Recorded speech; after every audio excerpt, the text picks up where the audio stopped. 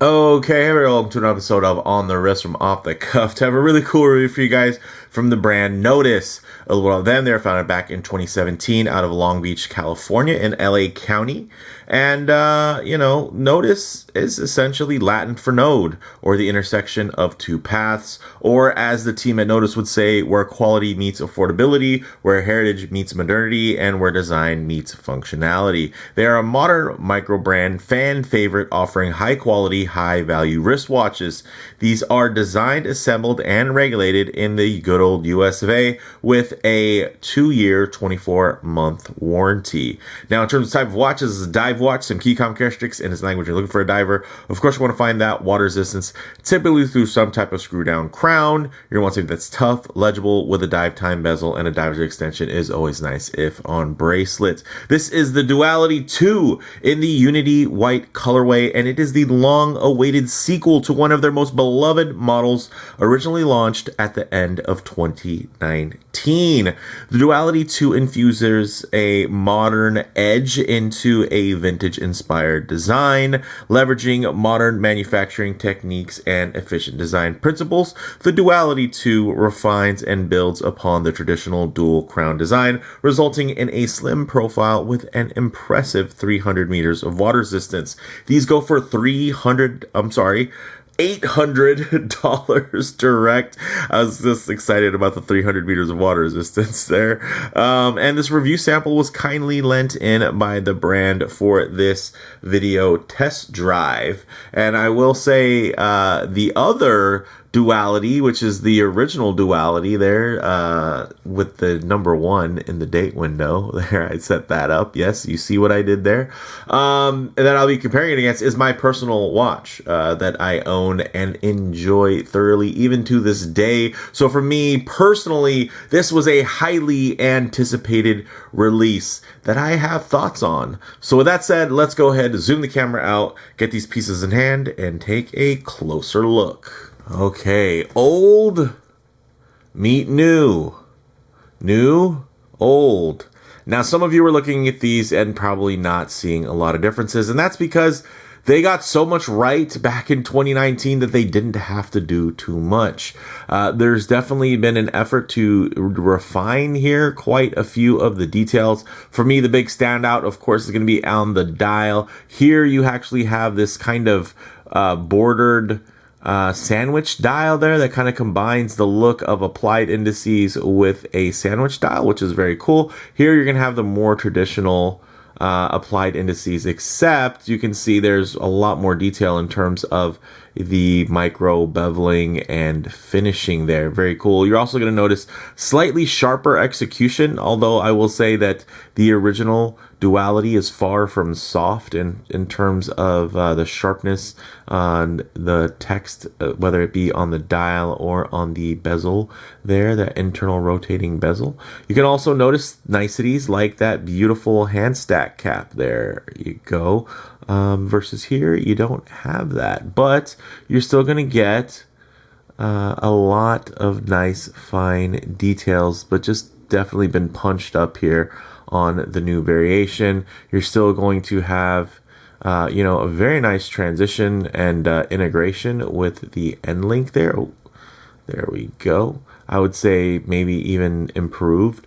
Another big difference, H-link bracelet to a traditional 3-link.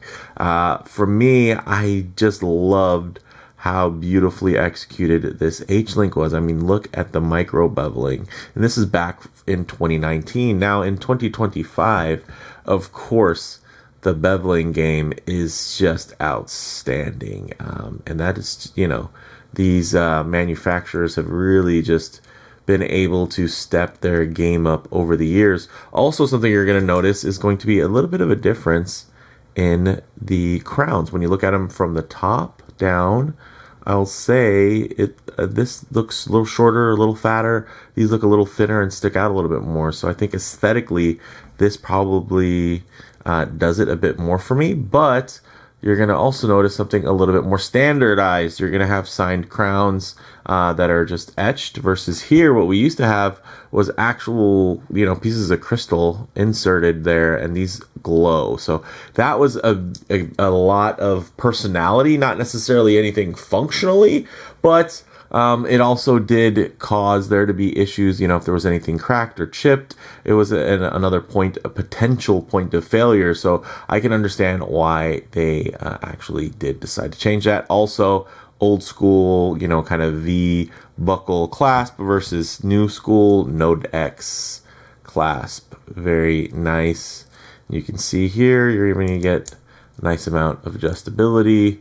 Of course, I'm not thrilled that you can see the extender. I wish they would have just made the buckle a little bit longer so that, maybe the furthest it extends out is going to be this far versus this far. But I will say, it does the job. So very cool. Now let's get into the dimensions. That was a bit of a long kind of comparative intro.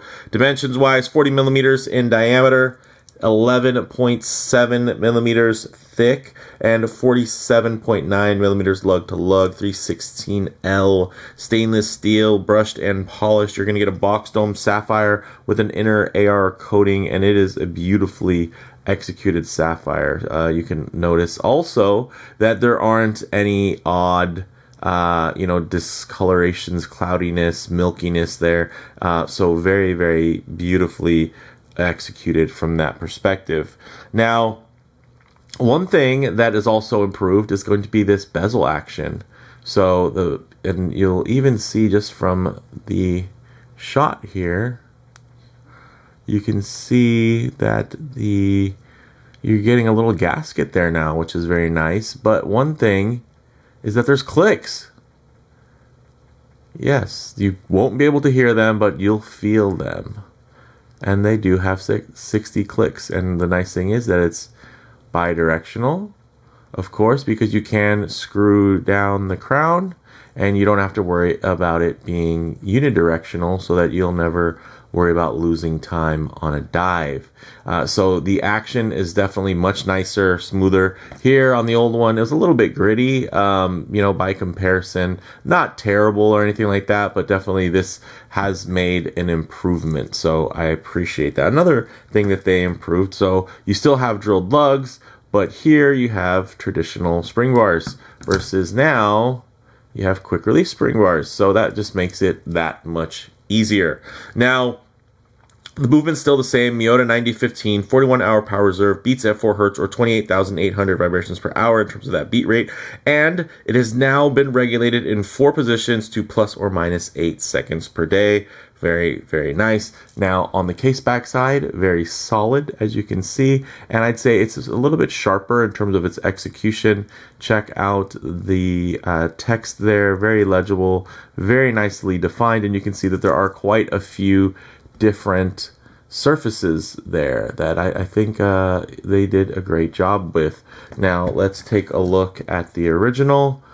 Again, one of my favorites, and check it out. Still quite nice, but just not quite as nice. So yeah, again, they've improved over time, and I'm fine with that. Now, seeing these side by side, it definitely tells a bit of a story of refinement with these pieces, and I think that's cool, because this brand has constantly just worked at just continual improvements, and I know they had been holding off for such a long time on updating this because it's such a special piece. I mean, this thing, for the price, for the time, I mean, for me anyway, this was a real industry leader. Now, a lot of that independent microbrand industry has caught up in today's race, so it does make this maybe not as singular and standing alone. Now it's one amongst many fine options across kind of the independent microbrand space. So with that said, let's actually get it on the wrist and see how it wears. Okay, guys, as you can see on my 7.5-inch wrist, this thing looks gorgeous. Now, 7.5 inches is definitely on the larger side of average, but you guys can see that it's quite a tall round wrist versus a flat, wide, and accommodating wrist. Now, I do miss the H-Link bracelet, but that was mostly aesthetically and I would say completely subjective. Objectively, this is a gorgeous bracelet executed to a very high level with functional niceties that the old bracelet did not have. So this is a, you know, I think a very clear improvement. Again, not everyone had, it's not like this, the old Duality, although it was gorgeous and well loved with collectors, it's not like it was this mainstream hit, right? So it's not like there's a lot of them out there. So many of you may not even known that there was Duality 1, but now you know about the 2, and I definitely want to help get the word out about this bad boy, because it is very cool. Of course, if I get my wrist a bit too close to the lens there, you notice quite a bit of perspective distortion. It's just going to make the watch seem a lot larger than it actually is. So what I like to do is keep my wrist nice and low and then tighten up the frame so that you guys can get still a detailed look, but just add a bit of a truer aspect ratio as to how this may lay on your own wrist. You can see a lot more centered now. You're seeing the sides of the bracelets around the sides of my wrist. Ooh, look at the thinness there. Very nice proportions, great organic wrap, that beautiful undercut reflecting my skin back on to itself, so it's helping that mid case just visually render that much thinner. And I love the organic curvature, the drilled lugs, just beautifully executed. And again, look at the clarity on this dial thanks to that gorgeously domed sapphire. So really very, very nice, beautiful details. But with that said, let's actually get it off the wrist, set up for some Lume shots, low light transition, and closing thoughts. Okay, let's go ahead and hit the lights here. Hey, beautiful Lume there, BGW9, grade A, absolutely fantastic, with a little pop here and there with some nice green Lume. So very, very handsome, and again does the job. But one thing I always like to work in is going to be a bit of a low light transition, because you're not always going to be out in the middle of a field enjoying direct sunlight. A lot of times you're going to find yourself coming out of buildings, walking underneath overhangs, or just hanging out underneath the shade of a tree. So it is nice to see what these colors, textures, and finishes render like in less than optimal lighting, to include a bit of transitional lighting there, guys. So check that out. Very nice, very, very legible. Nothing's getting washed out. Maybe even if I put on some direct reflections here, ooh, it just brings out the details on those hands, that hand stack, those beautiful applied indices with all of the extra fixins in terms of those little ornate details of finishing and craftsmanship that, yeah, they might be overlooked by most, but when it comes to being a collector like myself, I do notice the little complexities and just the shows of effort that are not necessarily needed, but absolutely welcomed and should be celebrated. Now, one thing I really like here, guys, is look at this. It's a white dial, right? With white markers, technically. You know, of course, the surrounds have that darker kind of gunmetal effect, but it's still very, very legible, which I can appreciate. Even it's legible in the dark, it's legible in the light, it's legible in some light and dark. So very, very nice. And whew, I dig this one, guys. I do. Yes, of course, it is the second coming of one of my favorite, independent micro brand releases ever. And it's one that, has just been in my collection, and it still finds wrist time even amongst the lot, I would say, thankfully, more competitive options that are out there. There are some very impressive watches that are just under $1,000. Now, for closing thoughts, guys, on the wrist, really well balanced, nice thinner wear profile with very dialed in proportions. Like everything just feels tidy, everything feels refined, and again, it's part of it is because it is a refinement over a very, very good design of the past. Now, in terms of model variants, it's also available in a black dial or, of course, this white dial as seen. In terms of comparable models, guys, at $800, the Duality II is right in the mix with some of the other very best divers that independent microbrands have to offer, and it absolutely does still hold its own. So kudos to Nodus for that. Now, in terms of the bottom line here, guys, Nodus did a great job refining and updating one of their best designs and elevating it into one of their finest timepieces. But let me know what you all think down in the comments below. If you like the video, please do a like, and if you already, please subscribe for more content just like this. Thanks, guys.